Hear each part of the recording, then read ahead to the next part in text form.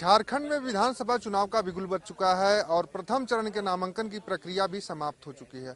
अलग अलग दल के प्रत्याशी चुनावी मैदान में हैं। सभी लोग एक कोशिश में लगे हुए हैं कि उनकी जीत सुनिश्चित हो, मतदाताओं को अपनी ओर आकर्षित करने के लिए हर एक प्रयास कर लें। वैसे आजाद समाज पार्टी से मुमताज जी चुनाव लड़ रहे हैं पांकी विधानसभा से। हालांकि इनका ये चुनाव दूसरी दफा है, इससे पहले निर्दल भी चुनाव लड़े थे, ठीक ठाक प्रदर्शन किया था। इस बार क्या लगता है कि पांकी की जनता आपको आशीर्वाद दे दी? क्योंकि जिस तरीके से चंद्रशेखर जी का आइडियोलॉजी है, पिछड़ा हो, अगड़ा हो या दलित समाज हो या अल्पसंख्यक हो, सबको लेकर साथ चलने की बात करते हैं। तो क्या पांकी की विधानसभा की जनता आपके साथ देगी और उनके आइडियोलॉजी पे चलेगी? हमने जो तैयारी किया है वो बाबा साहब भीमराव अंबेडकर के विचारधारा पर चलने वाला मेरे राष्ट्रीय अध्यक्ष आदरणीय एडवोकेट चंद्रशेखर आजाद सांसद महोदय का विचारधारा को सामने रखकर लोकतंत्र में संविधान में संवैधानिक जो अधिकार है मेरा आम आवाम को, उसको सामने रखकर और बड़े अनुशासन के साथ वंचित शोषित पिछड़े जितने भी लोग हैं जिनको अधिकार चाहिए और मजलूम हैं उनको साथ जोड़कर मेरा निरंतर प्रयास चल रहा है।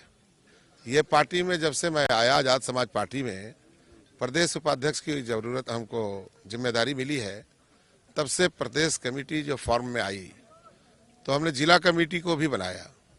जिला कमेटी बनाने में हमारे यहाँ 2 कमेटी बनती है, एक भीम आर्मी जो पहले से है, आजाद समाज पार्टी जो 2021 से है।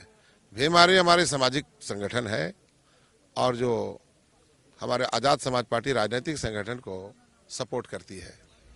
क्या अगर यहाँ की जनता आपको आशीर्वाद देती है, चुनाव जीताकर विधानसभा भेजने का काम कर, तो क्या आपका मुख्य विषय होगा विकास का?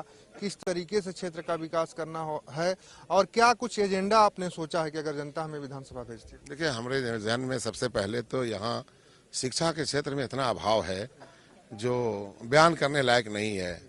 कोई स्कूल में शिक्षक विहीन स्कूल है। आप मिडिल स्कूल में जाइएगा, एक शिक्षक के भरोसे स्कूल चल रहा है। कल्पना किया जा सकता है कि एक शिक्षक 8 क्लास को कैसे टेकअप करेंगे या बच्चों को गुणवत्ता के साथ शिक्षा दे पाएंगे। बिल्कुल पढ़ाई नहीं हो रही है सरकारी विद्यालय में, प्राइवेट स्कूल में बच्चे पढ़ रहे हैं। गरीब गांव मजदूर किसान के लोग अपने पेट को काट कर प्राइवेट स्कूल में पढ़ा रहे हैं, छोटे छोटे स्कूल में जो गांव देहात में स्कूल चल रही है। और सरकारी स्कूल में सारे साधन उपलब्ध हैं, बिल्डिंग है, बैठने की व्यवस्था है और मध्याह्न है और फिर स्टाइपन है, कपड़े हैं, ड्रेस के लिए किताबें भी फ्री में मिलती है। लेकिन गुणवत्ता के साथ शिक्षा कैसे मिले, शिक्षक का अभाव है।